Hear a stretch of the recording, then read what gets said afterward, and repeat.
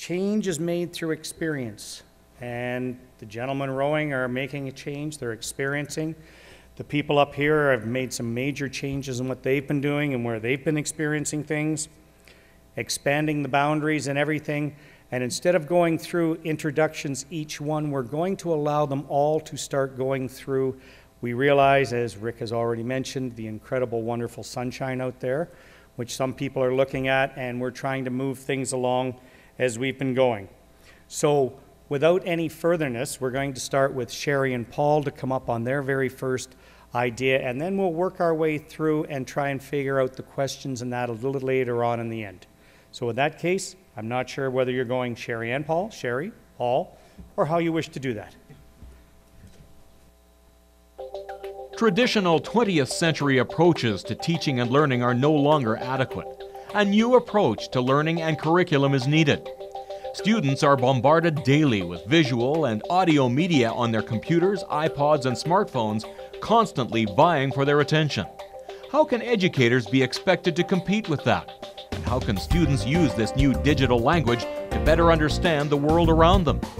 This session explores opportunities to bring new science and understanding of water issues into the classroom as part of the curriculum, to explore activities and opportunities to put that knowledge to work, and to explore new tools, mechanisms, and opportunities to improve learning.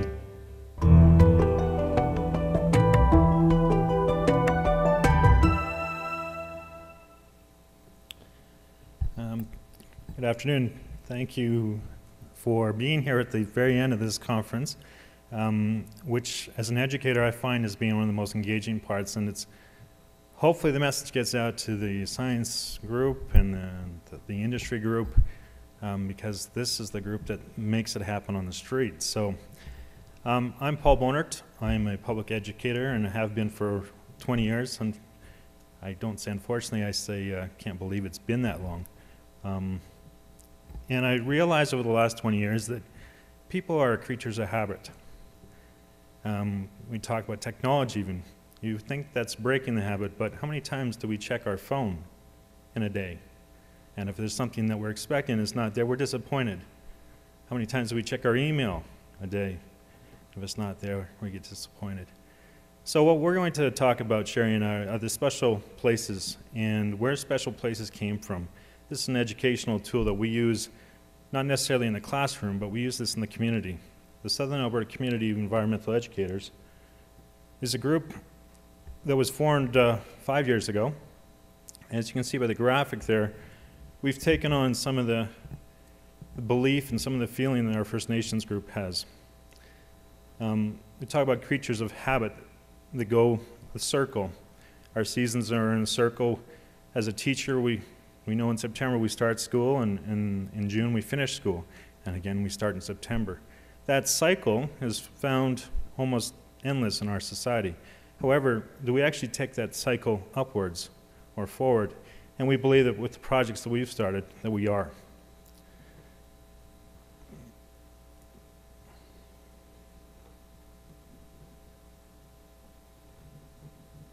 It's just a click.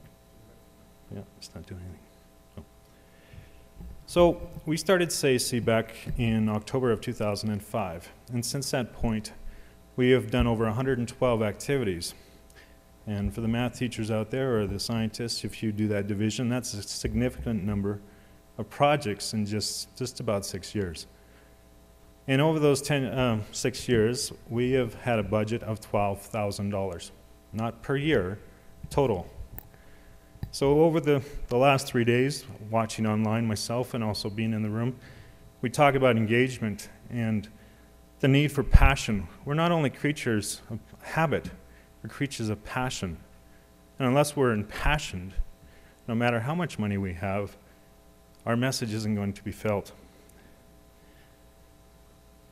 Public educators, the suggestions that were out there that we should do this, or we should approach things this way. We should be creative. We should allow creativity to happen in our classroom. Educators are no different than the general public. We don't know what we don't know. You think about, for the most of the people in the room here, environmental education and sustainability and water concerns weren't around at the level that they are now 30 years ago. Yet we're expecting those people to teach about it without any background. So as a teacher, being able to talk about something I'm not passionate about because I don't know enough about it, that is a big issue. SACE has done 112 activities. We've done everything from library series, speaker series, to arts festivals, to forming a youth group called the Southern Alberta Youth for Environmental Education, and also hosting TED events. And through all those events, we've been able to do that in a low cost because of the passion that we engage through our speakers and the people that we've asked to speak for us. We've learned from our Aboriginal ancestry and from our seniors, our elders. We've asked them to come into the room, and they're the ones that are talking to us so that we can pass it on to future generations. This all started in our backyard. This is the view out our backyard on the Old Man River, which is part of the South Saskatchewan Water Basin. We live in an area that is semi-arid. We have forests in our river valleys and relatively dry seasons all year round. We thought, well, this is where we live, but where does the water come from? It comes from our taps. And unfortunately, we know more than that. So we followed our water system up to the headwaters of the Old Man River, into the Castle area. And the Castle area right now is under some major issues. They're talking about clear cutting and resource, taking out our resources. So to find out about it and to actually experience was a way to impassion us.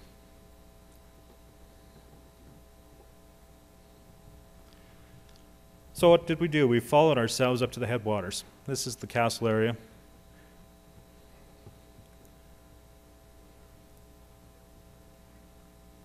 And we followed the water there. It falls under the trees and goes into the creeks, into the streams, into the rivers, and eventually to where we live. Understanding this is impossible unless you've done it. You've taken the kayak out onto the river. You've gone up to the streams or the springs and touched the water. And before you do that, to watch it on a two-dimensional screen doesn't tell you the story. To read it in a textbook doesn't tell you the story. To listen to a teacher who themselves have never been there does not tell the story and impassion the learner. This is a picture of my son from pretty much the age of 2 to about the age of 6. And we started to look at photographs to include in this presentation. We didn't realize how many pictures we had of water and the ability to be next to the water. Our son is fortunate enough to be nominated as one of the Emerald finalists this year, and he's 15 years old. His competitors are the solar car team from the University of Calgary and the sustainability team from the University of Alberta. And he's gone about doing a number of things that Sherry will talk about a little bit later. So as an educator, we talk about water. Many times our students think this is water and the importance of water. Keep hydrated. Can I go get a drink of water? Did you wash your hands after you went to the bathroom kind of water? But really, where does water come from? I was a high school science teacher for many years and decided that I was moving to middle school because of the lack of time to present information and to share with kids. So when I got to grade 8 science, we had the water unit. It's a 5-week unit, designated 5 weeks. And I asked the students in Lethbridge, how many of you had touched the Old Man River? And I asked 4 different classes. 8 out of 100 students had touched the Old Man River in the city of Lethbridge. So understanding water, even in your own city, was almost impossible. So I took it upon myself and 3 other teachers, and we took this group of children up to our headwaters. We followed the Old Man River up. We went through Fort Macleod. We talked to them, their water people, about the issues they have when they have floods and how they have to dump raw sewage into the river, and that floats half an hour to Lethbridge. That engaged the students. That was a way for them to engage and to think about what goes in through our water systems. We went a bit further. We saw we start to harness the water in our southern Alberta region. The Oldman River Dam has done some great things on our region, allowed irrigation to happen. It allows us to have recreational opportunities, and it maintains our water flow throughout the whole year. But what really hit my students was the real-life people. We stopped at a number of ranches along the way and talked to those people. This particular ranch was washed away in the flood in 2005. The people had just bought it 6 months earlier, and their entire lifestyle was washed away. Then we got to the headwaters. And the headwaters, to them, they expected this waterfall to be gushing out of the side of a mountain.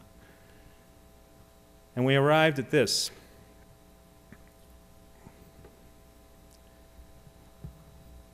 This is the headwaters of the Oldman River.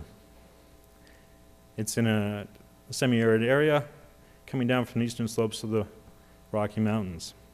This particular area in 2005 was washed away.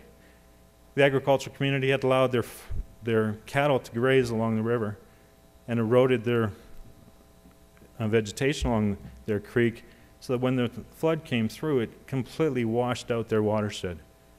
The water levels dropped 2 feet, which has an impact on how things grow. And they realized that unless they reinstituted or reconstructed their watershed, they were going to be in some major trouble. So we talked to those people that planted the vegetation and put up the fences that kept the cattle away.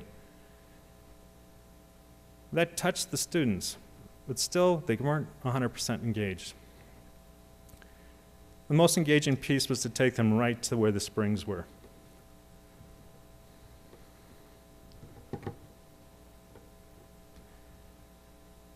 And we talked to a rancher who had the springs coming out of the side of the hill, feeding one of his cattle watering troughs. And he talked, and with grade 8 students, their engagement level for a certain period of time is there, especially grade 8 boys.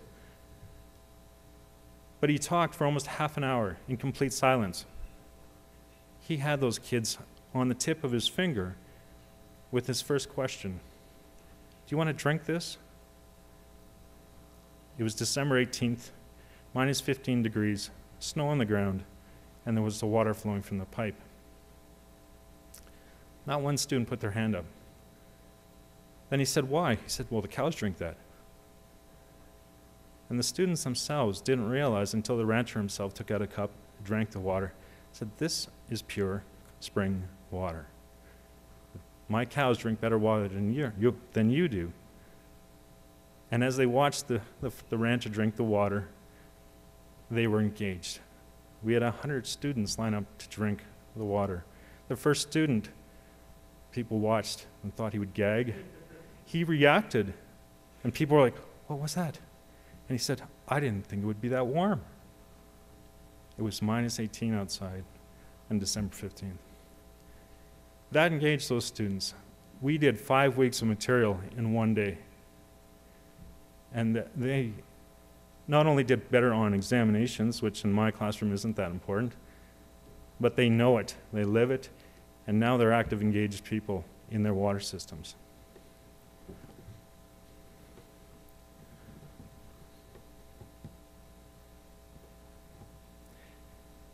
Our group has done a number of projects, 112 of them, I think I mentioned. This one was another one that we started back in 2008. We said, how do we gauge people? How do you go and get new people into the choir? As a teacher, I go to conferences and I'm filled up with a room of people of all the same interests. If I go to a science conference, there are science teachers. If I go to language arts, there are language arts teachers. If I'm an oilman, we're all going to talk about the oil industry. How do we make our choir bigger? Well, Sherry and I came up with an idea on the banks of the Oldman River, actually. And we decided we were going to run a music festival. Not just a small one. We don't want to start out too small. We decided to run a national one. We brought in artists from across the country.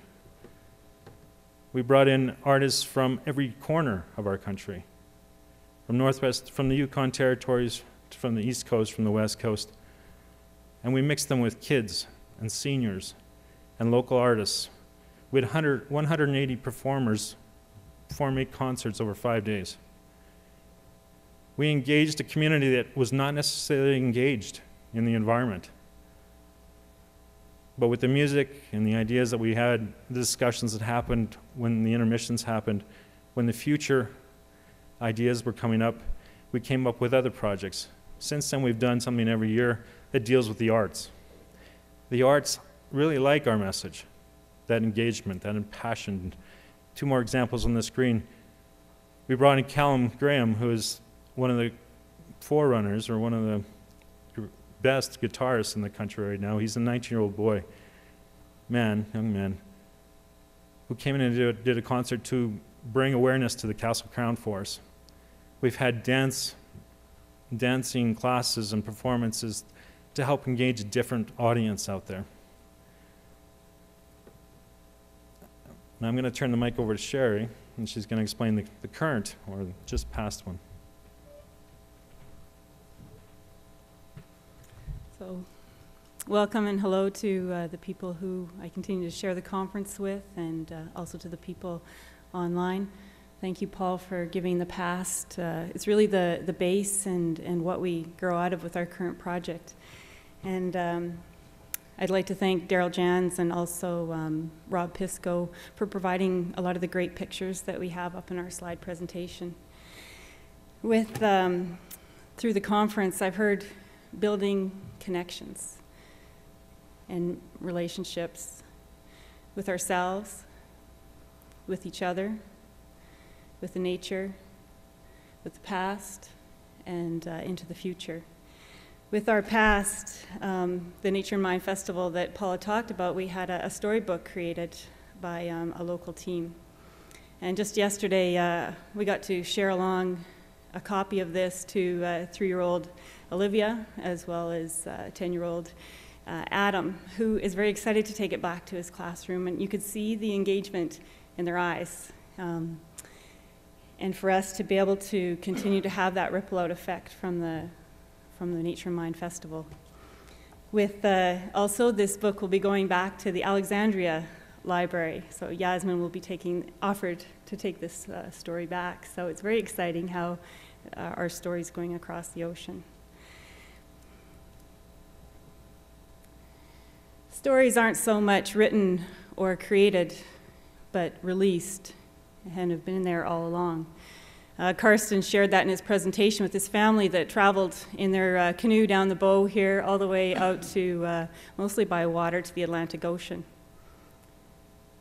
And that's what I hope to do here today, is just share a couple of stories to help you understand how we're engaging people through our Peaks to Prairies arts exhibit. This bear here, his home is in the Castle Crown, and just next week we will be having an AGM in the Castle Crown Wilderness Coalition, an excellent place to learn about the area. They offer hikes through the summer. And we have Charlie Russell, who is going to be presenting on his work with the bears in Russia. And also, I use this as a model, was inspired after Sasha's opening presentation, where he said, I get to set the tone for this presentation. And then essentially said, everybody's going to have to dance and move and connect with my presentation. And so it made me think about the Russian bear dance, and I saw each of the presenters get up and kind of go into the middle of the circle and really show their stuff and what they know. And it was interesting that Adam Creek took it past the metaphorical level, and we were up dancing this morning. So I appreciate that we finished off that way.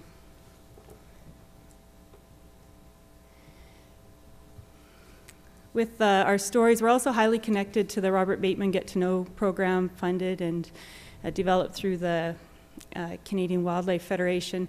And what we have in link in common is that idea about being in nature and paying attention to it, and art can be a great way to notice those details, notice the design, and then to be able to not just enjoy it and grow personally, but use that in our own personal design.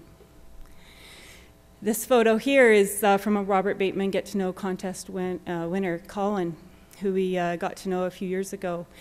And this last exhibit series he presented, and that was his first time that he'd had a public exhibit. Within 2 months, he set up his own solo exhibit in Lethbridge, and is excited to participate in our water theme for this year.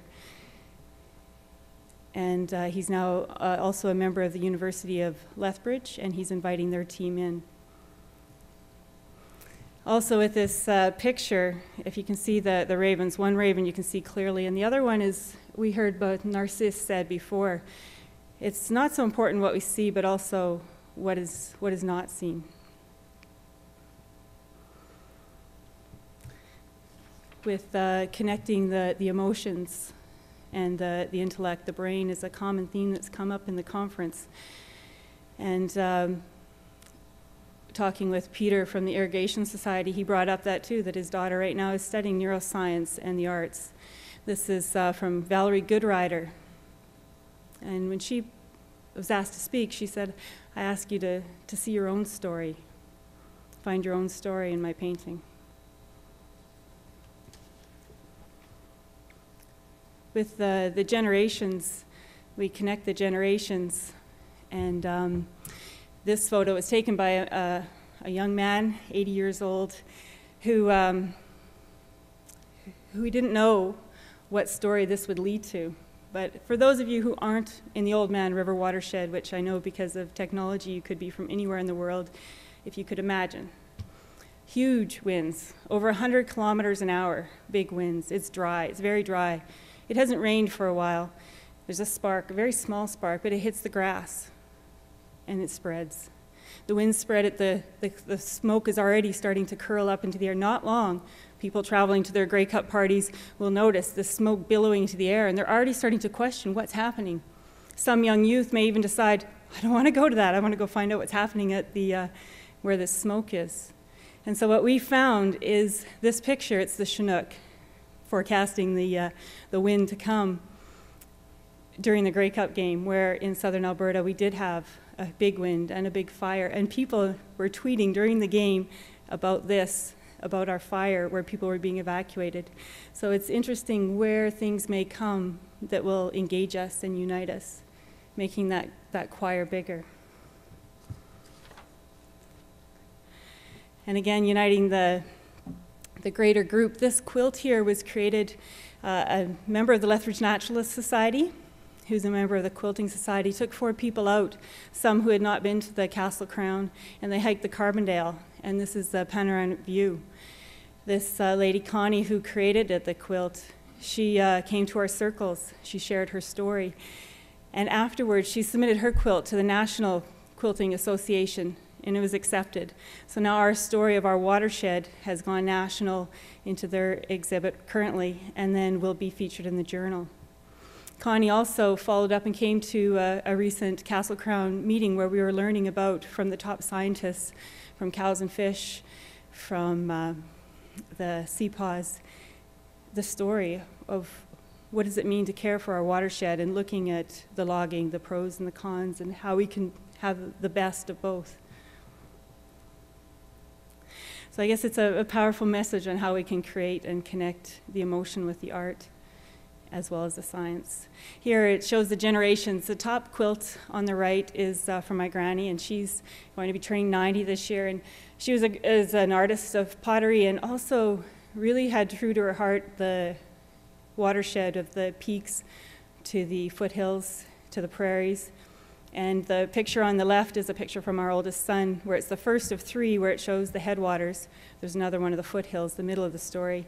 And then he has it finishing into what Adam Creek would have talked of earlier, into our Hudson's Bay, or wherever your watershed is, the body that it would enter into. We've engaged and brought a lot of ages together, and then we've also created there's a card that's on the right, and so that's another picture of our son. And we start, I guess it brings it back home, we always start with what we know, and then engage and share with other people. So this information now has been taken and put online, so that what we hope is that our experience this year, our first theme was looking at the peaks, and we focused on the Castle Crown, interpreting it from all different artistic mediums, from wood turning and quilting, painting, drawing, photography, to going to water for this year. And it's very meaningful for us to look at water this year. It's often what's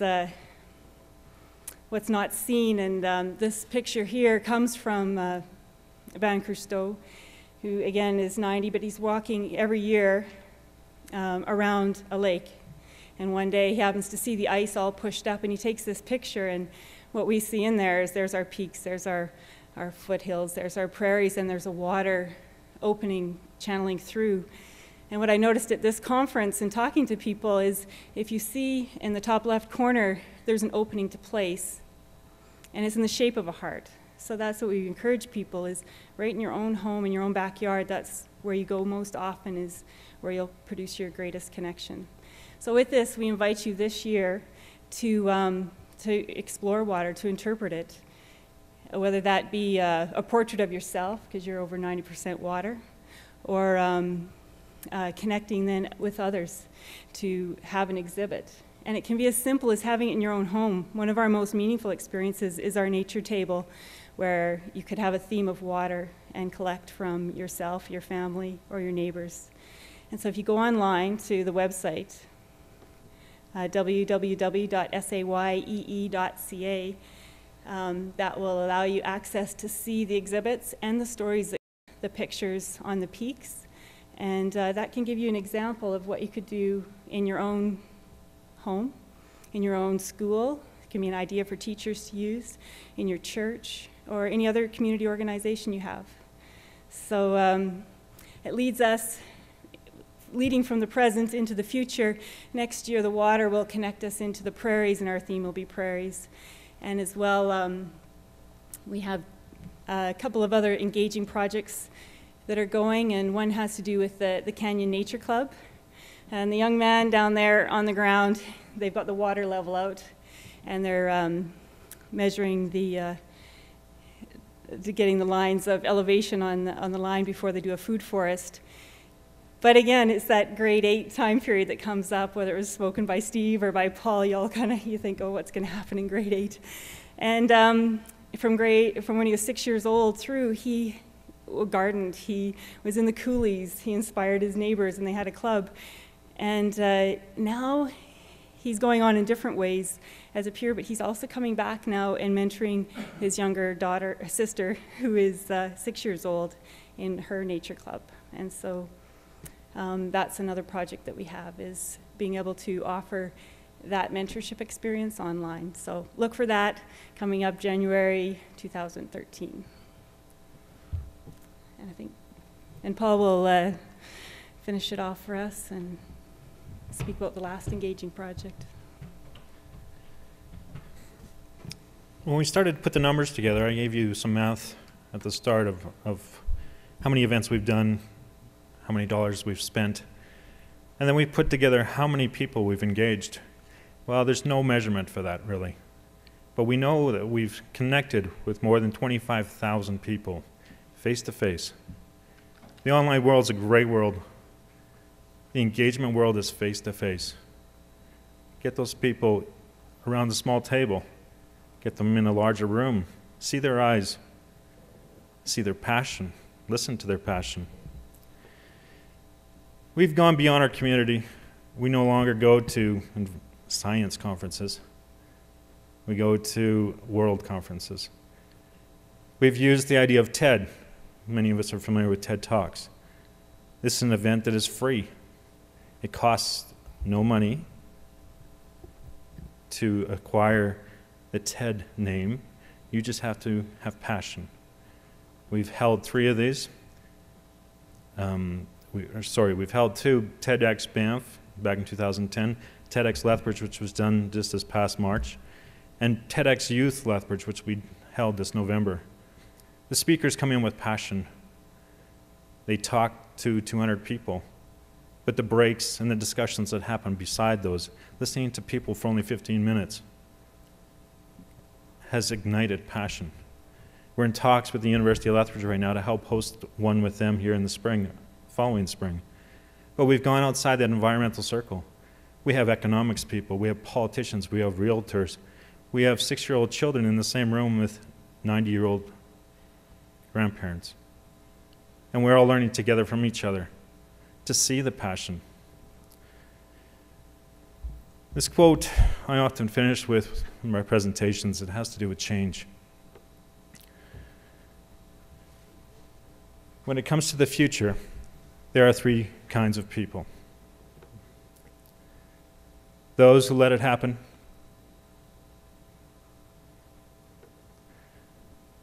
those who make it happen, and those who wonder what happened.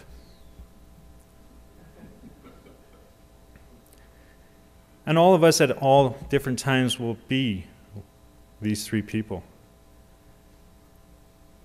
But the middle one, taking that step forward, making things happen. Dollars will make it happen, but unless you have passion and you have the desire to make things better, it won't happen. This is a picture of well, she's 6 now, but she was 2.5. She climbs on everything. And the quote that we use for our group as a motto, live so your forefathers would be proud and that your children will be thankful.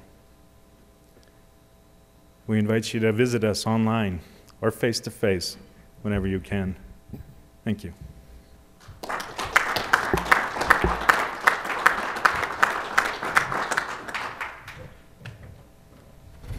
Thank you, Paul and Sherry, for your great passion about what you do and your love and everything else that goes on in the experiences around you. And I hope it just keeps going further and further, and there's no end in sight. And hopefully you can handle it as it keeps growing. At this time here, we've heard them also talk about telling stories. Time for us to bring another person up about storytelling. This will be George Glott.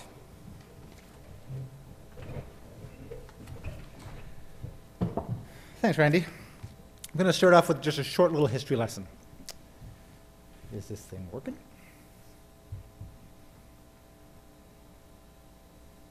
I don't know. How are we doing there, Rick? Got my PowerPoint? Awesome. Technology. It's so much fun when it works. Not so much when it doesn't. Okay, we're going to start with a short history of storytelling. Back thousands of years ago, there it is. Cavemen scratched visual representations of their day under cave walls, describing daily life like planting crops or out hunting. This technology made them content creators. And because others in the community were able to access and understand it, it made them content consumers. With time, record keepers developed systematic symbols from their drawings, and these symbols represented words and sentences, and were easier and faster to draw, and were universally acceptable, or accepted, and had a recognized meaning. The discovery of clay made portable content possible, because you could carry, or you can't carry, a cave wall around with you. Early merchants used clay tokens to record their transactions, and these tokens date back to 8500 BC. These tokens added a third component to storytelling, and that was distribution. We needed three to make it work. You need content creators, content consumers, and content distribution. Then came the development of media like paper, different kinds of ink, quills, and storytellers were allowed to now record their stories and share it with people, once again, making content creators and consumers. And now computers and word processors, software, and personal printers have made us all content creators, distributors, and consumers. Then came the invention of the photo camera. Now, everybody could not or could easily consume this visual information, but the technology to create the information was not available to everybody. It wasn't until many years later, when technology was developed, for people to have personal cameras, which was when they also became creators. Print paper made it so that we could also be consumers and distributors. Then came motion pictures in 1867. The technology was still expensive and only a select few could be content creators, and this is very popular with consumers, but they had to go to the theater to see it. Television was next. But once again, the technology to create video wasn't accessible to everybody. But the over-the-air transmission made it possible to distribute the content right into consumers' homes. But those airwaves were controlled by broadcasters. Portable cameras and videotapes were eventually developed for consumers to use so anyone could create and consume video material. But we're still waiting for some kind of distribution method that everybody could use. Well, along came the internet. Advances in compression and technology and low-cost cameras have created a plethora of video content online, and services like YouTube and Vimeo have made it easy for anyone to be a broadcaster.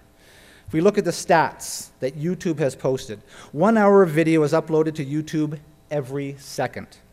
More video is uploaded to YouTube in 1 month than the 3 major US networks created in 60 years. Over 4 billion videos are viewed a day. YouTube is localized in 39 countries and across 54 languages. And in 2011, YouTube had more than 1 trillion views. That's almost 140 views for every person on Earth. Now, how much of that content is worthy of the ones and zeros it takes to create the digital media is up to the consumer. But once again, we have content creators, we have content distributors, and we have consumers. In the past, when these 3 components have come together, education has seemed to pick up on it because these trends have already been developed by the consumer market. Video is no different. For years, we were able to consume video in the classroom. Teachers would put on the Let's Not Smoke or the sex ed films, and then they'd leave the room as the children giggled at the silly little pictures that were on the wall, voiced by usually older men with really deep voices. But nowadays, there's lots of good online content, and these videos can give students a glimpse into the world they will never see on their own. It can take them over Mount Everest, or it can take them under the sea. Video can explain concepts that are difficult to grasp with the written word and can engage us in ways that a teacher in front of the classroom could never do. Now, I've made a living out of creating these videos, so I have a vested interest in this learning model still working. But it's a passive experience. Students sit in front of a screen and look and listen. There's no creation, there's no distribution. They don't have a vested interest in the learning. So let's get students away from being in front of a screen and put them behind a camera. Today, students have the opportunity to become content creators and consumers and distributors. They have embraced this technology and have no problem sharing their best and in many cases their worst moments with everybody in the world. What I've learned as a teacher in the broadcast journalism program at Lethbridge College is that the process of creating and engaging video will help students learn about the content they're creating. That has certainly been the case this week, and I want to thank the Canadian Wildlife Federation for their support of my students getting the opportunity to experience this conference. And I'd also like to congratulate them for the great job that they've done this week. When creating a news story, the first step is to research the subject matter, then find an expert to talk about it on camera through an interview. This gets the students talking about it on camera, or it gets them talking directly to the primary source of the information and not getting it from some out-of-date book or Wikipedia. This also puts them in the location where the story takes place. In the case of water, it could take them to the local water treatment plant to talk to the manager about how their water is treated. Or it could be walking through a wetland with a conservationist who's dealing with problems there. But that's only half the story. We need to remember, and others have stated it here at the conference, that we need to the science is only important to us if it affects us or someone like us. We need to give the audience someone to relate to. And in my school, we use the term Frodo as this part of the story. Who remembers who Frodo is? Anybody know? Lord of the Rings, right? So for 7 hours, we followed this little guy from the beginning all the way to the end so we could drop this ring in the lava. He's the guy that we cared about for 7 hours. And so that's what we need to do with our news stories as well. It could be a campground owner who has a campground beside a lake that's filled with green algae because of poor farming practices around the area.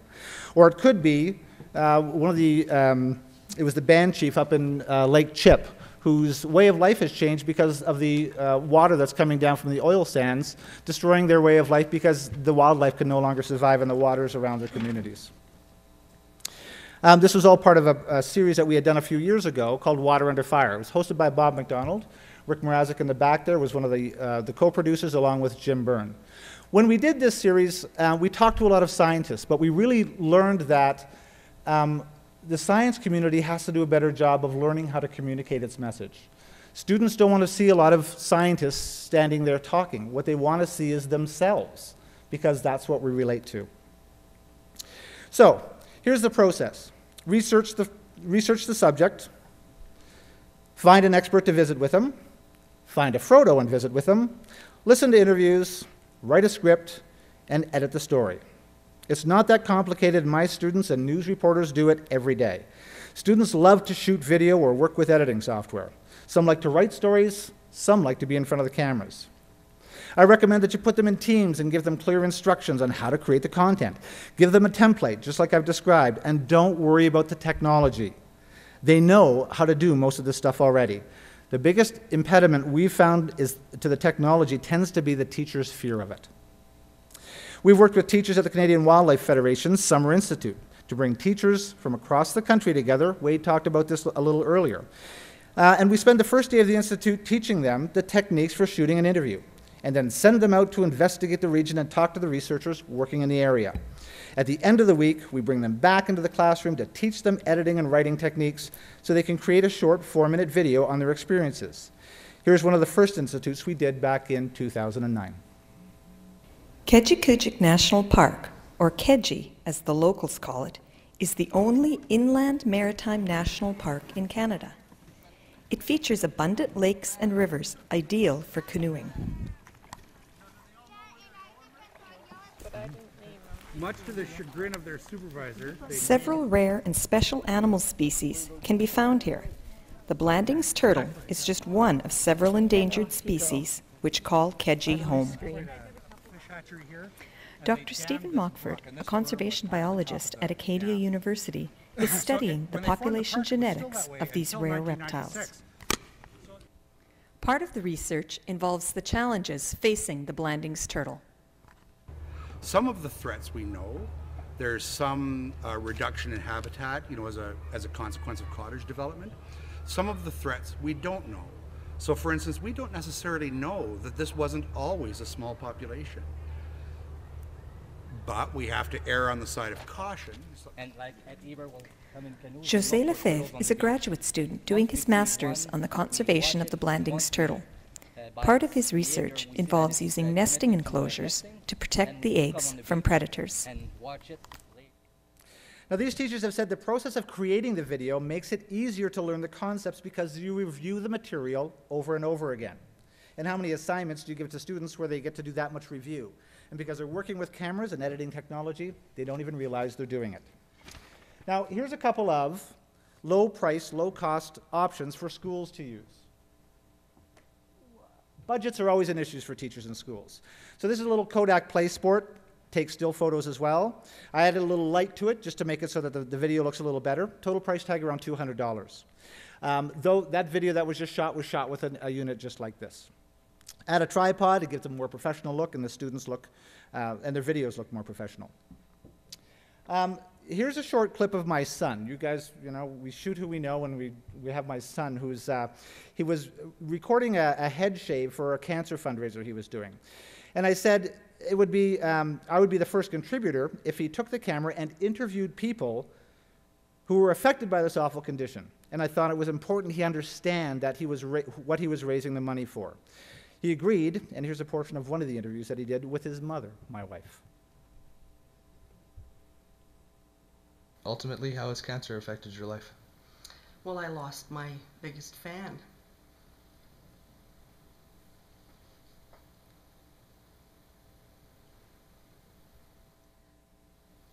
Even now when I think of him, sometimes I just miss him. He was the one person in my life who loved me unconditionally, and even if I did something wrong, he'd somehow find something happy about it. He rejoiced all my victories and sat with me through my sorrows, and we laughed and we talked into the night, and he's just the best man I've ever known. So it took him away from me. So that kind of emotion is hard to convey in writings. Video engages audiences. Now, it doesn't just have to be news-style stories. They can also do short little dramas, as long as the storytellers are the students. Here's a video that my daughter created for her French immersion class on Italian art.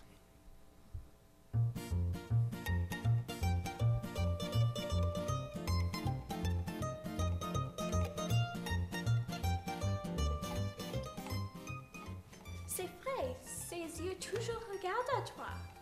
Ça serait chouette si elle pourrait parler. Je peux parler. Qui es-tu? Moi, je suis Lisa Gardini. Et toi? Je suis Alexia Montaigne. J'ai un projet d'études sociales. Est-ce que tu pourrais m'aider? Si tu veux, je peux te donner un tour d'Italie. Ok.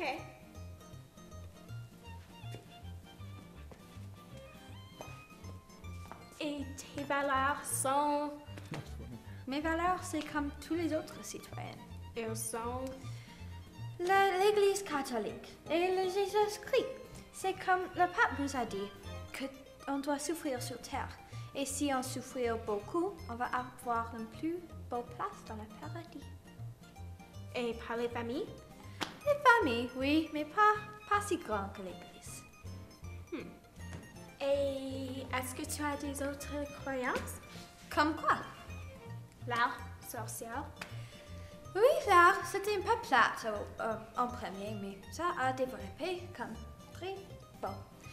Et tu as dit quelque chose à propos des sorcières? Oui, les sorcières. Il y avait des personnes qui pensaient que les sorcières étaient vraies, mais j'étais toujours avec Jésus-Christ.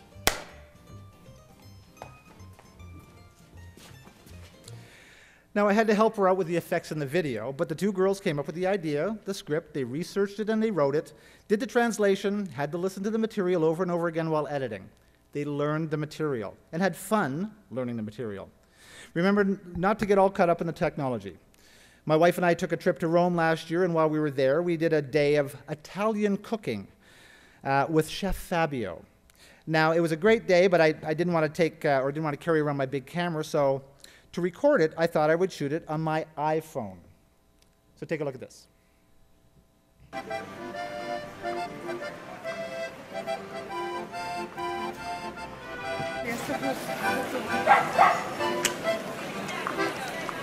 This is Campo di Fiore. It's a very famous large market in the center of central Rome. In the daytime it's a market, and at nighttime it turns into a social gathering place where people come to drink. So in the daytime they're looking for food, at night they're looking for mojitos. One of the best tomato. Okay,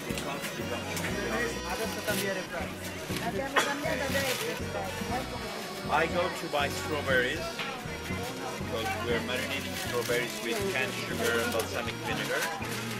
And so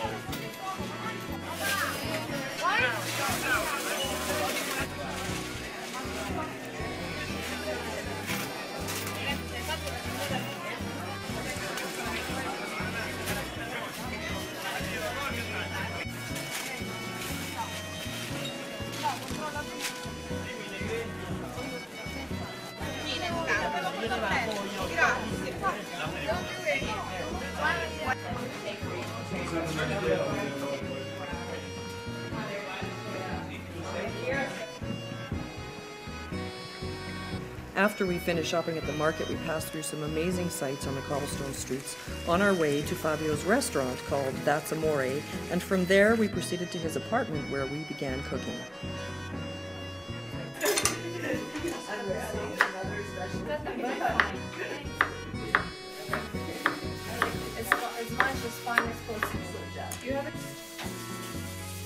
Back on that filming job, huh? Yeah.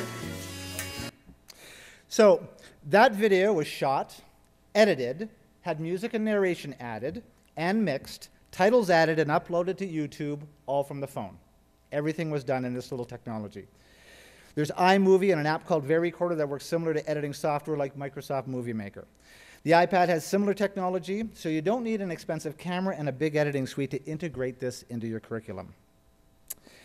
Always remember that the audience will forgive lower quality if the story that's being told is engaging. Just look at America's Funniest Home Videos. Here's another option for you.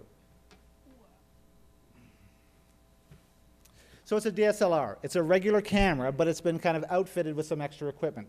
The camera itself is around $1,000. All the extra accessories are also around $1,000. So you don't have to get the big expensive cameras to do really good high quality video. These work just awesome. The downside of these cameras is that audio recording can be a bit of a challenge, but you can always work around that. Here's a short segment we shot with a DSLR camera similar to this from the 2011 CWF Summer Institute up in Nunavut.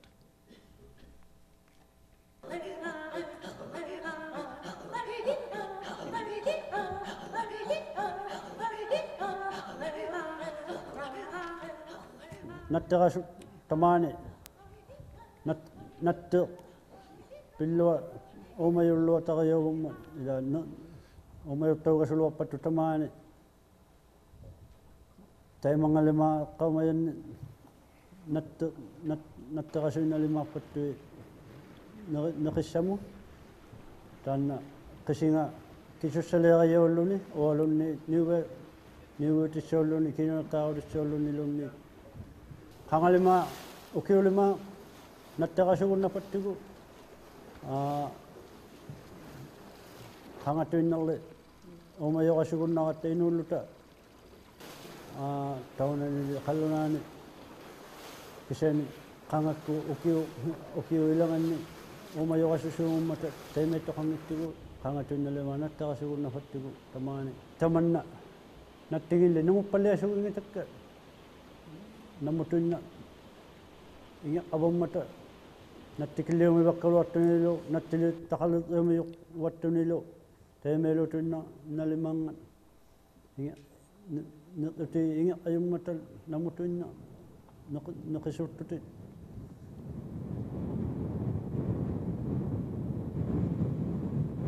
As Wade stated earlier in his presentation, it was important that we heard their voices and their language, and that's why we tried to keep it in Inuktitut. I think today you've heard 4 different voices in the CWF material: French, English, Spanish, and now Inuktitut. Video should take people places where they normally wouldn't be able to go. Every time I travel for a project like that trip to Nunavut, I feel a responsibility not just to the clients, but also to the people that I meet and talk with. My job is to tell other people's stories and to train my students to do the same. Giving students a camera will empower them to tell their stories or share other students' experiences. They love to see a reflection of themselves on the screen, and they will be engaged. They're all just like that little caveman drawing on that cave wall. Let's get them to share their stories, encourage them to be the creators, the distributors, not just the consumers. Thanks.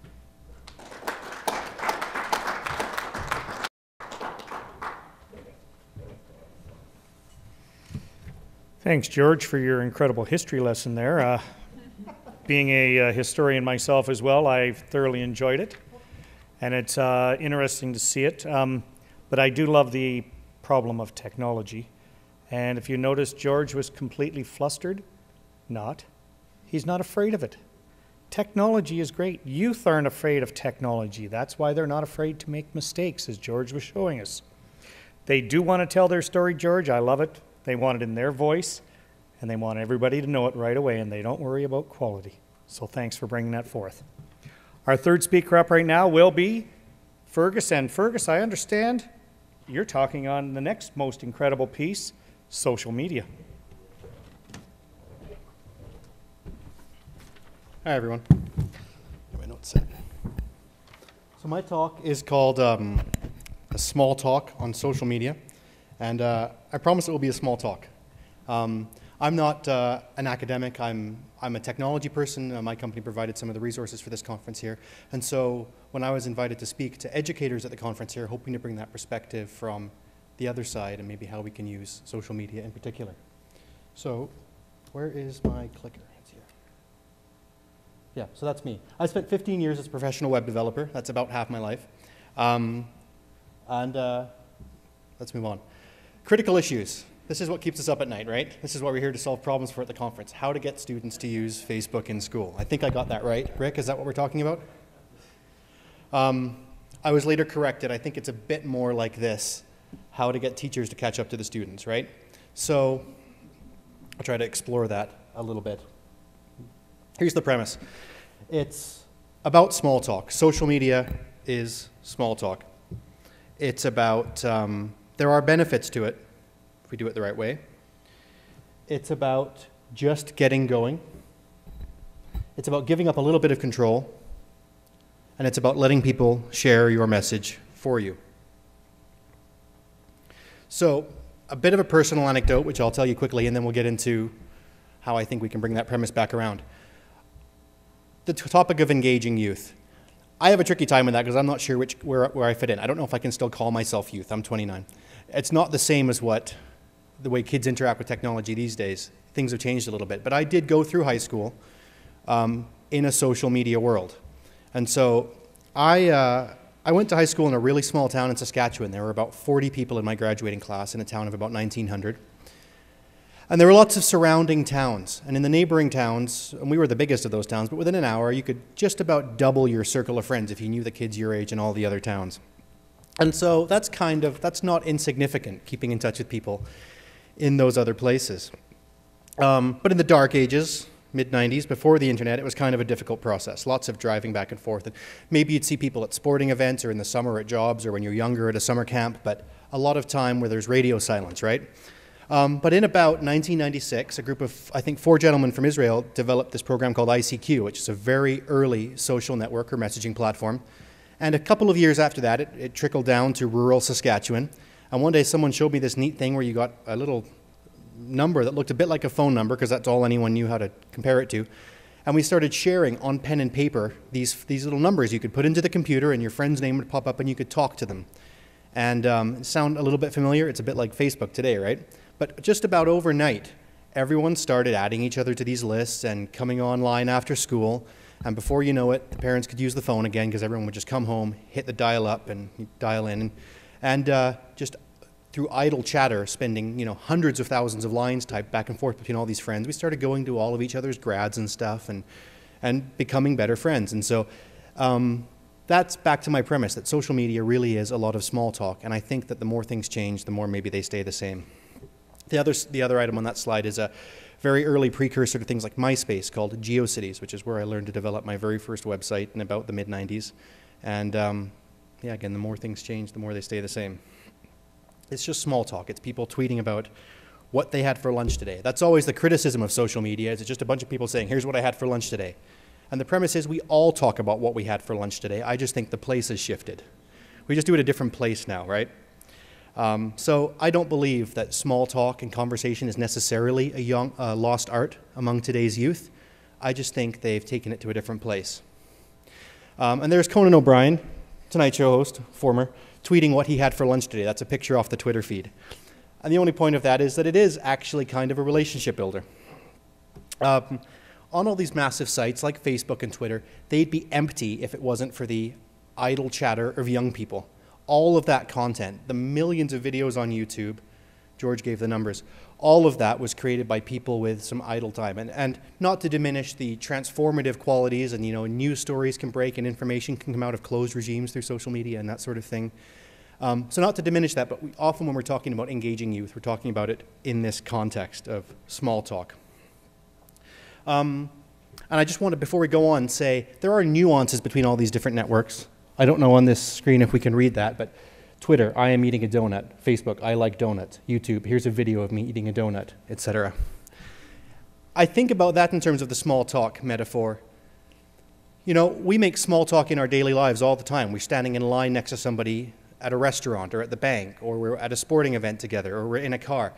It's really the same skill. There's just a few different rules and etiquettes in each of those situations. You need to be literate, I think, as educators about the etiquette of the network you're using, but don't, as George said too, don't get hung up on the details and don't get hung up on that specific website or technology, because it's really the same principles, just shifted slightly in places. In fact, my favorite line on that is, Facebook is updates I don't like from people I know, and Twitter is updates I like from people I don't know. It's not that different. So, benefits, I think, of shifting some social conversations to social networks in the context of education. I think you never know where it'll go, and in conversations, if you're looking to spark something, that's not a bad thing. I think it's a bit of an equalizer, potentially. I think in a social media space, if you as an educator can talk to your students in that space, it's a bit less didactic, it's a bit less one person, a guru up at the front, talking to the rest of the room. And if you're looking to have students participate and take the lead, I think that's an obvious benefit. I also think it's true that, like the logo on the screen there, most social networks include, as a matter of principle, a method for agreeing with a statement. It's the like button, it's the retweet. That's there on all of them. And it's an easy and democratic way to sort of let the best ideas rise to the top, and I think that's often overlooked. And it's also a very familiar way for most people, youth especially, to communicate. And I think that's also taken for granted, especially if perhaps the educator themselves isn't so comfortable and familiar with that, but your students will be. Conversations on social media are easily logged, organized, and sorted. So how often do you have that great conversation? I'm sure there have been many in the rooms today and many just outside in the lobby, and there is not necessarily a record of them, and sometimes that's good, but sometimes you'd like that record, and if you can move these conversations to a space where there is that transcript, that may be a useful thing. Conversations are searchable, and they are always on. How often do we have a great conversation with somebody and then think, oh, I wish I'd said that, or I wish I'd told them that, but you can't because they're not there anymore. Social networks are always on, which may be to the benefit of the educator and the student. There's a concept called slow time, which is coined by Jason Fried, who runs a network of productivity websites and business websites called 37 Signals. And I don't know if we can read that, so I'll quickly run through it. If I can find it in my notes, maybe I'll read it off the screen. Test my eyes. Communication doesn't always have to be in real time. It can be in what we call slow time. You can post something and 3 hours later someone can get back to you, and 4 hours later someone else, and everything will work out just fine. Slow time is maybe it takes 2 or 3 days to have this conversation, and we do it in periods of 15 minutes here or there. And that's fine. It doesn't need to happen all at once unless it's really incredibly, truly urgent, which most things aren't. They're made out to be that way, but they really aren't that important. And I think that's relevant. Planning. I know teachers really, really like to plan. And I spend a lot of time with my better half, Mallory, who's a teacher. She might even be watching. And she plans a lot. And I think that when we talk about small talk and spontaneous conversations, you don't always think about planning that to the nth degree. You could say, let's come in 10 minutes before lunch, or let's stay a few minutes after school, or let's meet here or there, and you can have a conversation. And my experience has been that I've seen, I just lost my slides. Now I don't know what to say. There we go. See how lost I am without technology? Stop dead in my tracks. You can just be spontaneous, right? If you could set up a social media space where you can interact spontaneously, it's not such a bad thing, and it's about letting go a little bit. And I think that social media interactions suffer when they are overplanned and overmanaged, because you would never overplan or overmanage your way around a reception like we had last night. No one walked in and thought, I'm going to circulate the room counterclockwise at a rate of 10 meters every 15 minutes and talk to people in this. It just doesn't happen, but sometimes I think we get caught in that with social media. I think it's a place for spontaneity. Also, if you're looking for spontaneous interaction where ideas might flow, and you're looking to meet people in the real world, you'll take them somewhere convenient, somewhere familiar, and somewhere easy to get to. You never have 3 people on one side of the city decide to get together at a restaurant on the other side of the city, right? So this is a screenshot of a system called Moodle, which I'm sure many educators are familiar with. It's a learning management system. I've used it, I've looked at it, I still can't crack it. It's just not where I hang out, and it's not comfortable or familiar. And so even though it's a very useful tool, I think, in an educational context, and even though it may have the capability to offer discussion pieces and interaction, it's not really a native environment, and it's not necessarily conducive to the types of social interactions that you might want to have with the people you're trying to engage. So going somewhere familiar, easy to use, already set up, that everyone has an account for, like Facebook or Twitter, that's got to be more conducive. And I think it's just, if you look at the real world analogy, it's clear. Other benefits, I think, are apparent in organizing data and working through social media in terms of engaging youth. There are lots of built-in tips and tricks. The top 2 networks right now are Facebook and Twitter. You could make arguments for others, but I think that's clear. But these same principles which are available in these 2 networks are likely to be available in others, past, present, future. One is location management. When a student or teacher posts something on any one of these networks, for the most part, you can pinpoint your exact location through GPS and attach it to that post. And there must be educational potential and possibilities in that concept. I'm thinking about geography or math classes, things like that. Everyone, when you go home tonight, log in and we'll figure out distances and that sort of thing. it's inherent in the systems, and it's something very hard to do otherwise and very easy to do on these social networks, which everyone has and which we're all used to using. It's a byproduct. It's always there. Photo and video, cataloging and journaling as well. If you need everyone to send in a picture or everyone to make a video and collect them in one place, I don't know if educators are using this, but I can't imagine why you wouldn't just say everyone tweet a photo at this address, then we'll have the list. You know when it's done, you know who's done what. It's inherent in the system to organize the information for you. Timeline. Facebook has just come out with Timeline. I remember many history lessons and assignments in school that were about documenting something or telling the story of a conflict or the story of water, as we've heard at the conference here this week. What an amazing tool that would be, instead of the ticker tape that runs around a room with the spots on it, to include audio, video, notes, external links, coordinates, and all the other resources that are part of the Facebook network. So that right there, I mean, it's an incredible resource, and I don't know if students have been savvy enough yet with any of the educators here or watching to submit these types of assignments through the Facebook timeline. It would be very easy to set up a page or a group and document or provide the history of anything in that format. Again, thinking about educational benefits, that's a birthday cake. And what I'm talking about is notifications and reminders. Inherent in these systems as well are notifications and reminders of all sorts of things.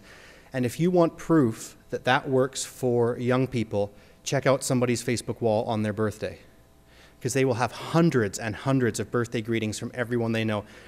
I'm sure, I'd stake my reputation, never before in recorded history have young people been so conscientious about wishing each other a happy birthday. And they do it because one little reminder pops up in the screen and they go, oh, I should do that. Other ways you can use reminders, you can set up events and have them opt in and they will be reminded. You can you could set deadlines, and through groups and other means, you can have reminders built into these social networks. When things happen, people will get notifications. When a file is uploaded, when somebody comments, the whole group gets a notification. To me, that seems like a very, very powerful component of these systems.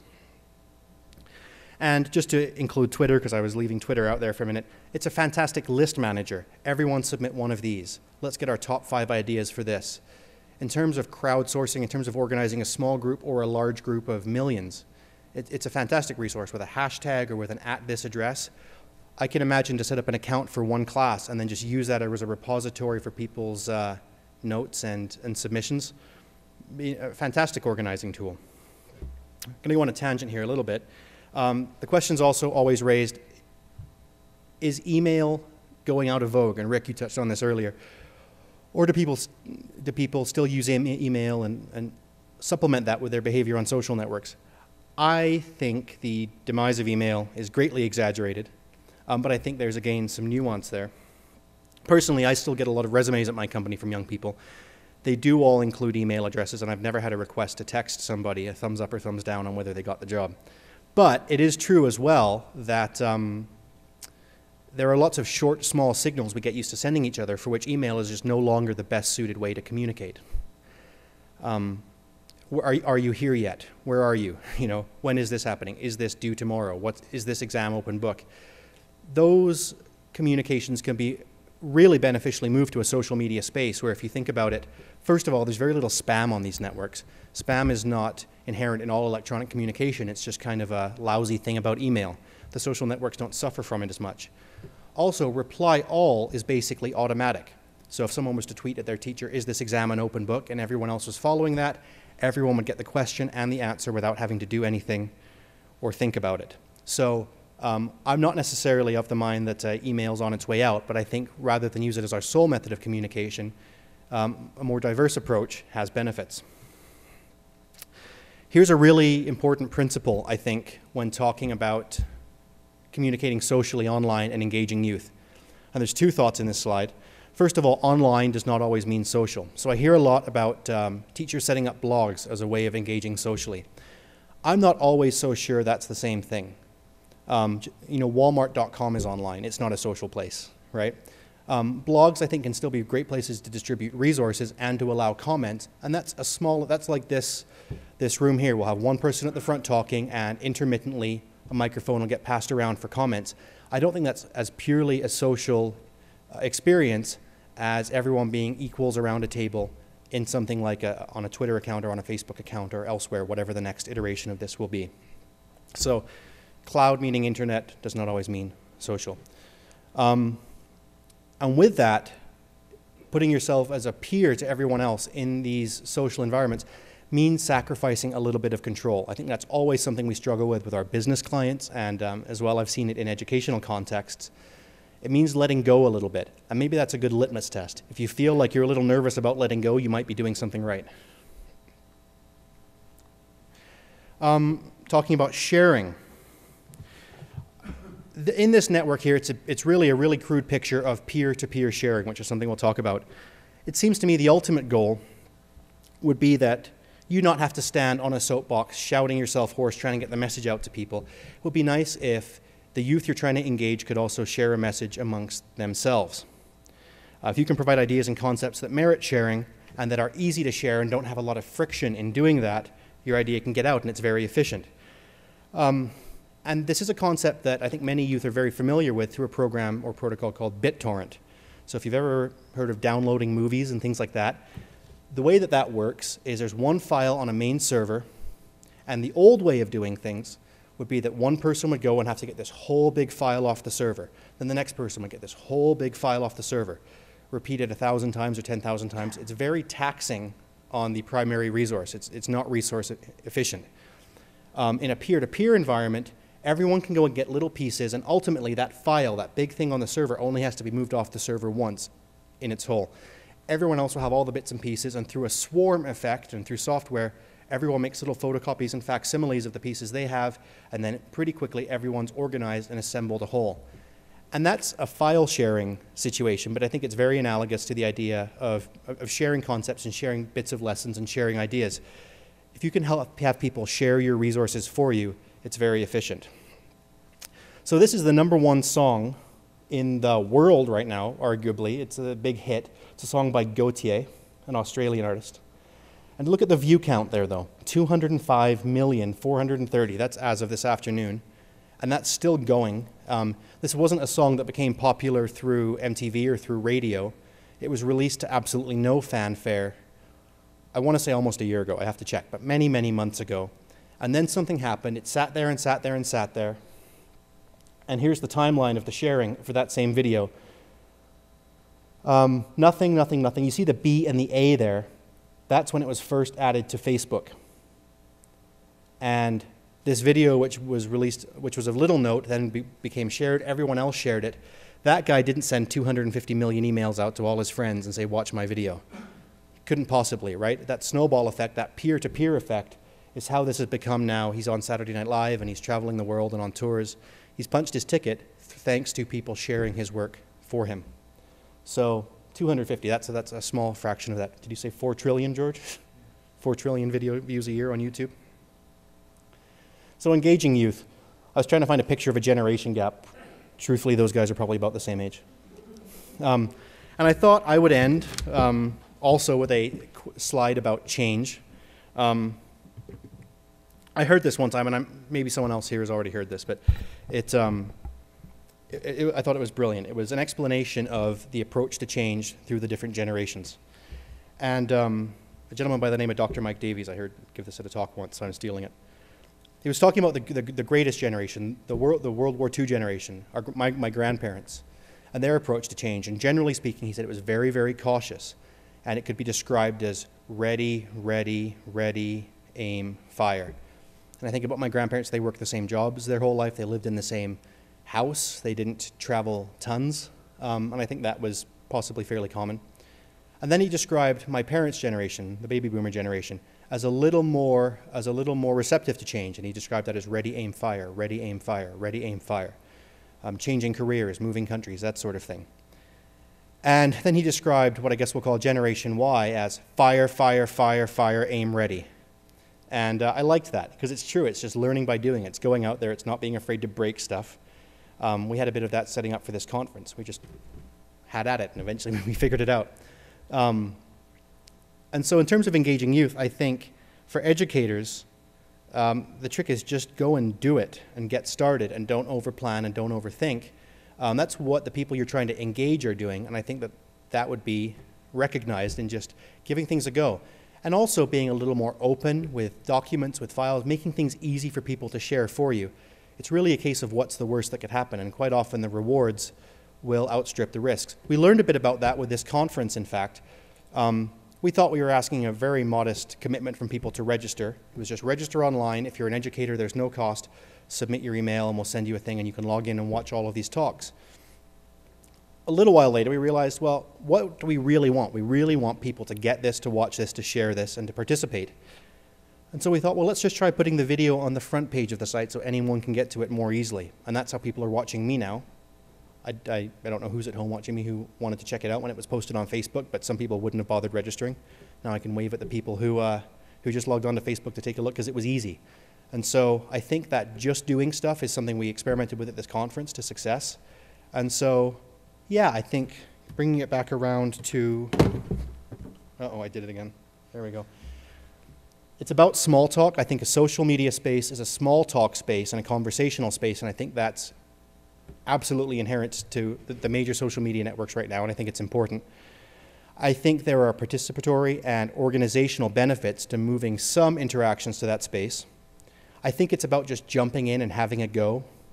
I think it's about giving up a little bit of control as an educator, and I think it's about letting people spread your message for you, and if you do those things, I think it would be a fantastic start towards engaging youth. And that's the talk.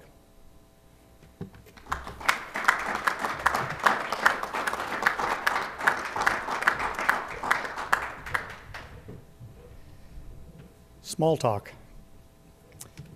Thanks, Fergus, but just to convey a little bit about small talk, my youngest daughter at the age of 22, we were talking about small talk, and when I got the phone bill, there was a long talk because I discovered that my daughter had sent or received almost 5,400 texts in a month.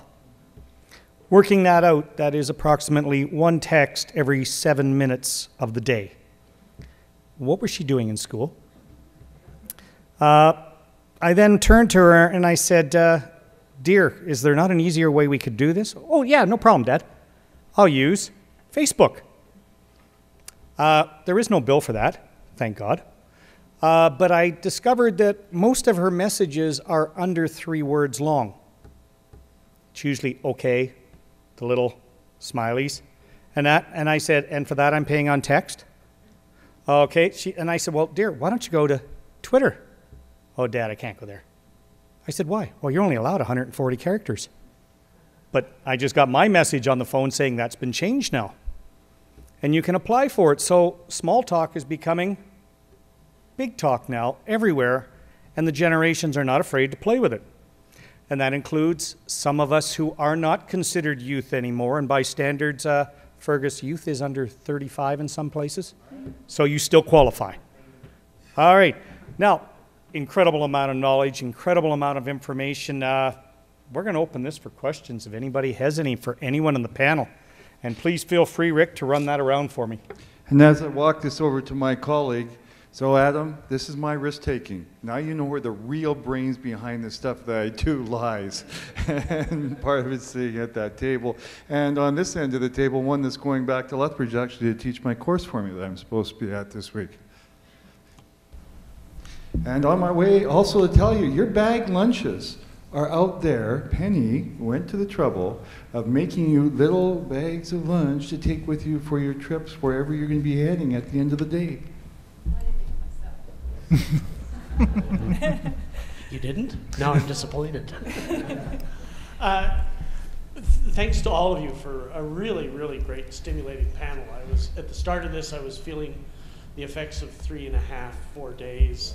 A little tired. I'm energized now, so thank you for that. One of the things I did want to mention is a little bit of background is in our organization a couple of years ago, we decided we needed something that was a little bit of a different image. We hired a consultant to do a logo and everything else, so we got what we really wanted. But at the end of the day, we spent about $7,500 in professional fees. This is a great logo. How did you get this, Raphael? Okay, Fergus. Rick's shooting lasers at me because I forgot to mention that in my talk. Sorry, Rick. Well, so my company is a web development company, and quite often we work with very small businesses. We work with businesses of all sizes, but we try to have a focus, and we try not to say we're experts at things we're not experts at. And so sometimes logo development comes up. And David, as you know, a logo development process can be a very long, arduous process. It's a weird thing for computer programmers who were all used to these hundreds of thousands of lines of code and very complex things to spend an equal amount of time making something really small with the fewest components possible and getting down to raw simplicity. So smoke comes out the ears sometimes when we do that. But we actually crowdsourced this logo, and we were looking at the time we had available before the conference, and we said, well, let's put this out to the crowd. So we used a network of professional designers on a site called 99 Designs, where people from all over the world who, if they are logo designers, graphic designers of all sorts, they can, you create a contest, you stipulate your prize, you describe your project in terms of a logo brief, you look at the values of the project and things like that. And so we thought we'd have a go, and we thought, what would be the worst that could happen? Again, that idea of just doing something. What would be the worst that could happen? If we didn't like what we ended up with, we'd be no further behind. If we did like what they came up with, we'd have this tremendous asset, and we could do all this before we really would have had time to start working on the logo development ourselves. So I spent a bit of time and I put this proposal together and put it out to the crowd, and we received, I think in the space of about 5 days, I'll have to look up the exact numbers, but I think it was several hundred entries. And it was well organized, the contest. There was a preliminary round and a secondary round. And I have to say, I did spend about as much time writing comments and feedback to each of these participants as I may have done actually working on the logo myself. But through that same amount of effort, rather than have one idea at the end, which no doubt I would have been totally biased towards and unable to see anything else that had tunnel vision on it, we had these ideas from all over the world, from many, many designers, all of which I could have a conversation with and say more of this, less of this. And it worked beautifully. And I believe our winning designer was from Indonesia. And her name was, her screen name, I don't know her real name, was San Sujana. So maybe she's watching. But, and if so, you did a good job. And I have to admit that when we do things, we do this as collaboration in a team. And so we did run this by a number of people when we were down to about 7, I think, or less 5 to 7. And then, of course, we'll always have one that goes, hold it. I thought we agreed on the other who is sitting right next to it, Fergus. Other questions? Hi, I just had a question for Fergus about social media. So with cyberbullying becoming a bigger concern in schools with students, and that's, I think, occurs mostly through Facebook and those types of things, it seems potentially troubling to invite Facebook fully into the classroom. So I wonder if you could comment on that, the unintended consequences of social media being fully integrated into schools. Yeah, that's really interesting, and it's really important. And I'm sort of, I hope in that talk, discussing the potential, not necessarily advocating for let's unblock Facebook, from all the schools. I think everyone has it on their phones anyway, so I don't know if blocking it on the school networks is such an effective measure. But, yeah, I don't think bullying is a problem which exists just in the cyber world or not. I suppose that you could say that, sunlight's a good disinfectant, right? And because so many social interactions are, as I said, logged, searchable, and visible by everyone to the group, I actually think that when you put groups on Facebook under their real name with a trace back to what they said, I think people tend to behave better. And the evidence of that, again, you can look for is on sites for with commenting and commenting sections where you have to use your own identity. People tend to be better behaved. And when we set up sites now, we like to make sure that people have to log in and authenticate themselves through Facebook so you can see their picture, their name, rather than just let them pick a screen name, because I think it increases accountability. So it's a really big concern. And I don't know if my talk sort of proposed any solutions for that or addressed that, but at the same time, I think social networks tend to have that accountability layer built in a little bit. It may be a problem that is a little easier to solve if it's not, just in corners at lunchtime when people can't see. If it's in that space, maybe there's a little more potential for addressing the problem. I'll speak to that too. I teach to junior high, and we don't allow Facebook.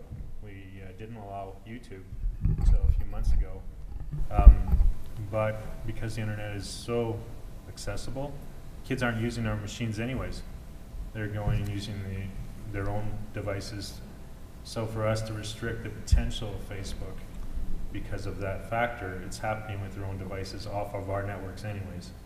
So to have that record would help us, because it is, if it's on their own phone, on their own network, it is the back of the lunchroom still. We don't know that it's happening.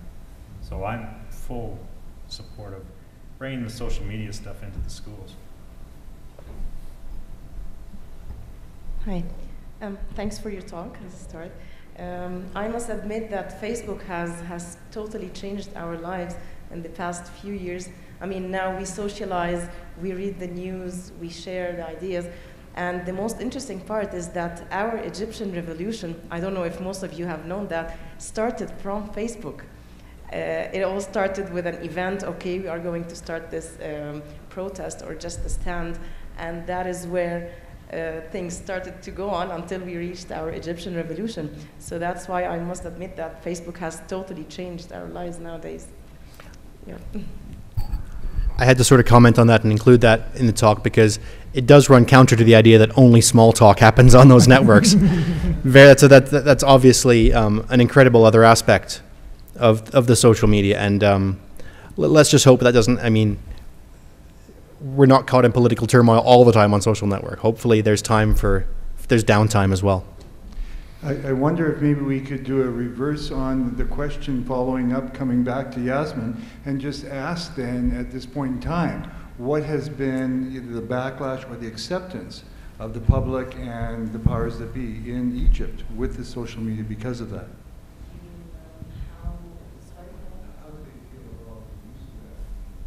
Well, yeah, I mean, I remember I had like few family members not using Facebook, and just after the revolution, 100% of them now have Facebook accounts, and everyone is so interested to follow what is Facebook. Even my mom, who's not very into technology, she created a Facebook account, and she's always asking me, why don't you teach me how to do that and how to do this? So I must admit that, yes, it has changed a lot. I mean, the Egyptian Facebook users must have increased like 50 or 60% after the revolution. And it really, I mean, where we cannot find freedom of speech just a few months ago, with Facebook, we almost have the excess, or I mean, extra freedom of speech. We now can express our feelings, we can share videos and photos of things that were never revealed on normal TV and media. So, yeah, it has made a big difference. And to follow with that, when it's your mother coming to you, she's coming to the expert. Okay, we have to realize we are no longer the experts, those of us that are 35 and over. The experts are there, and we have to rely on them, and they are there. Hey, thanks so much, you guys. It's been really interesting to hear what you had to say, especially Fergus.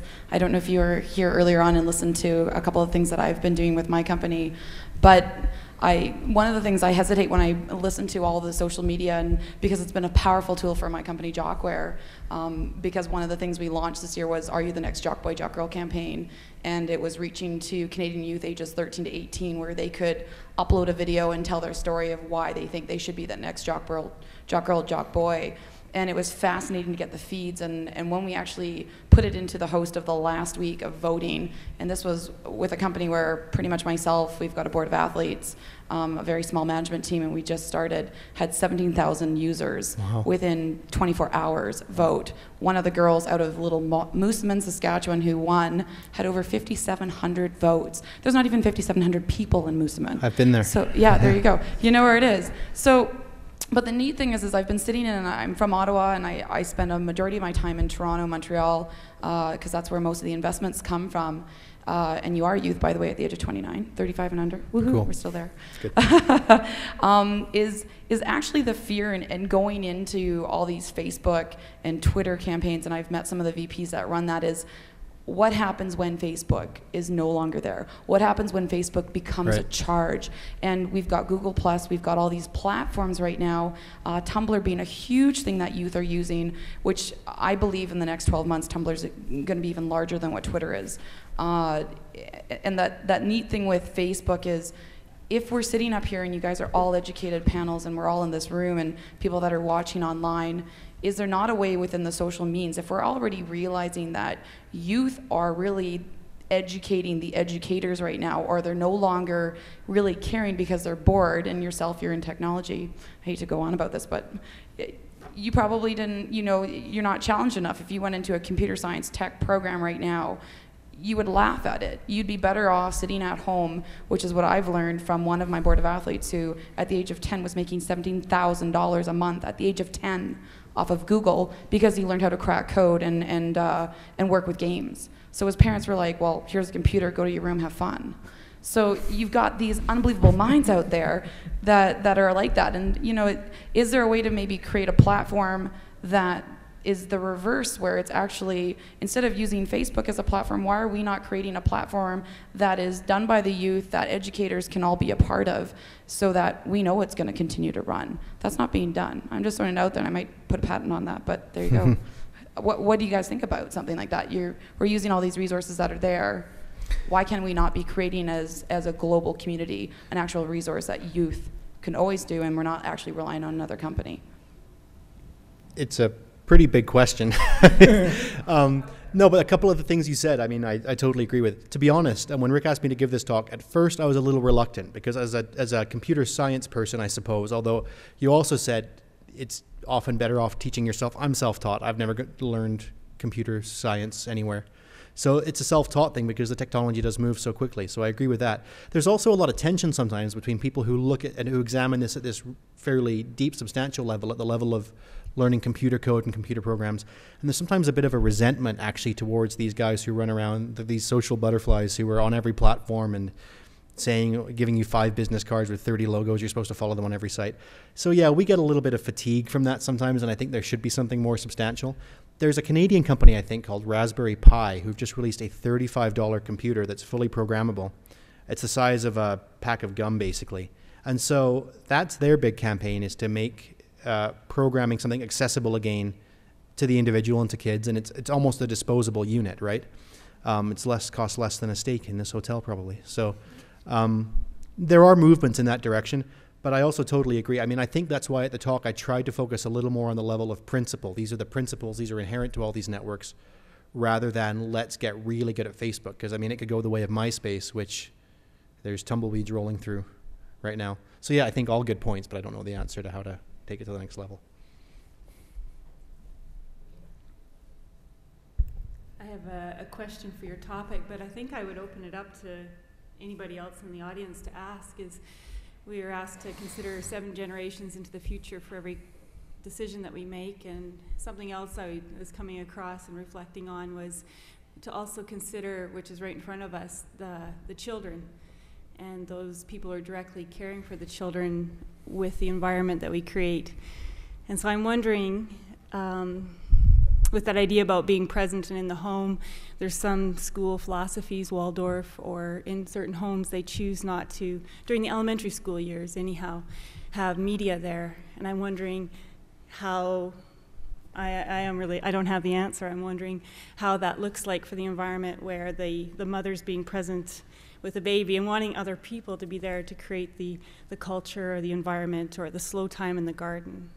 And has there been stats on that? That's the second question.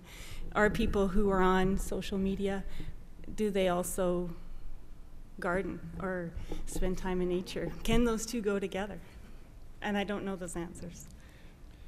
Actually, I can answer part of that. I think probably one of the best people I've encountered in terms of being up on the research on those kinds of questions, because he's also done a lot of work with Richard Louv out of the United States, and that's Ted Ritter with basically visitor services parks here in the province.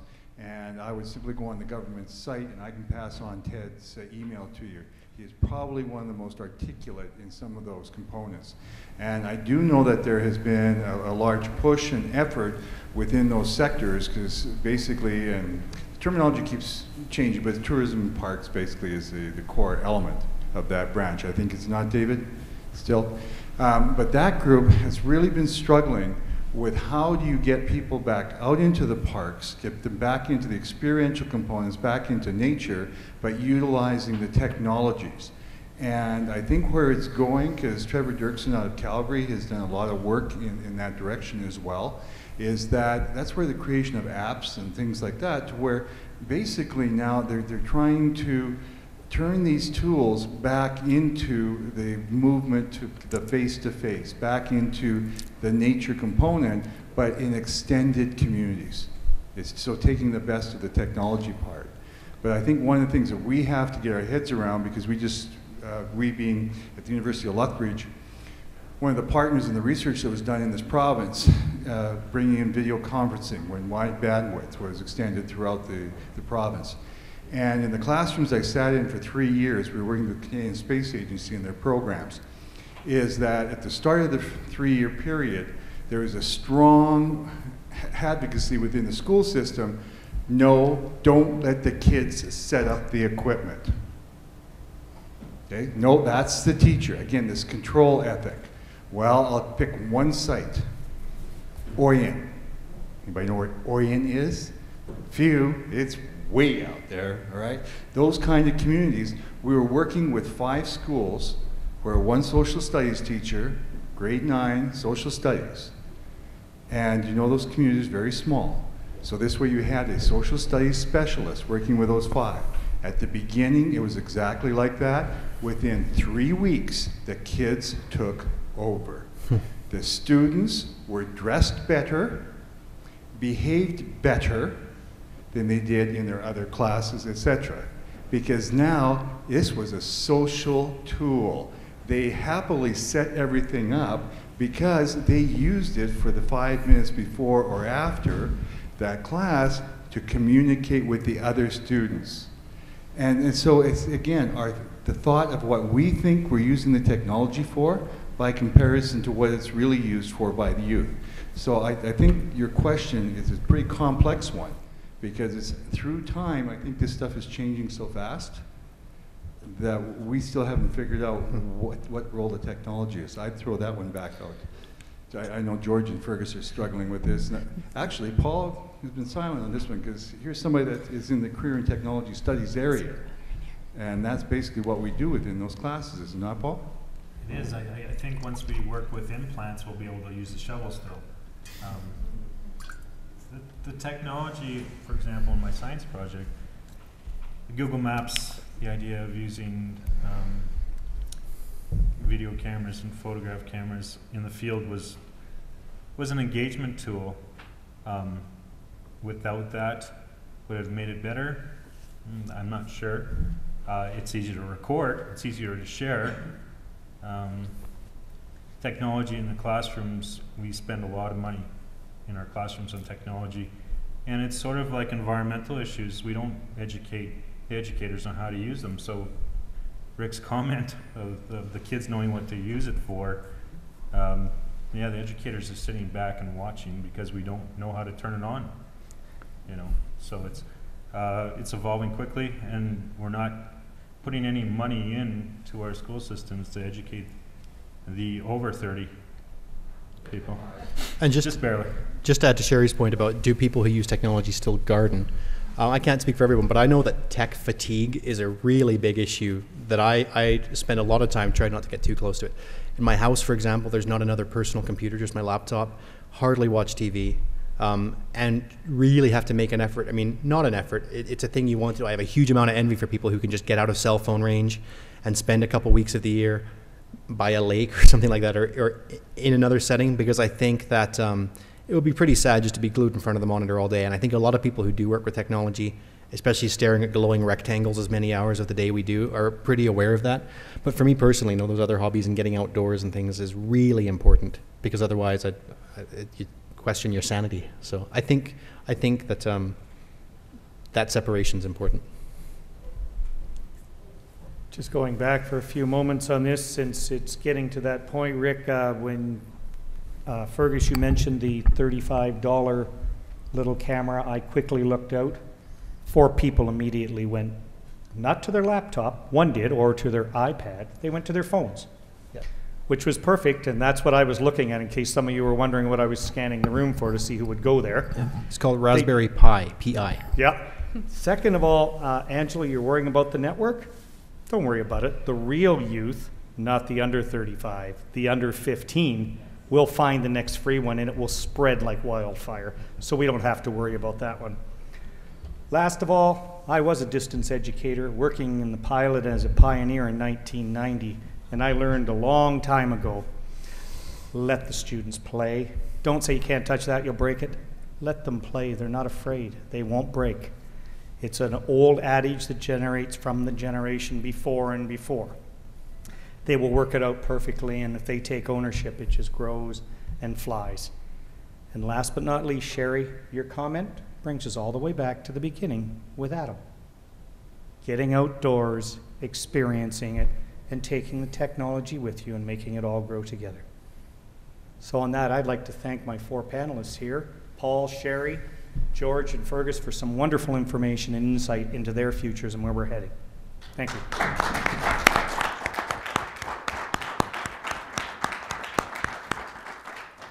Based upon that, they're going to force me to give you something. And then,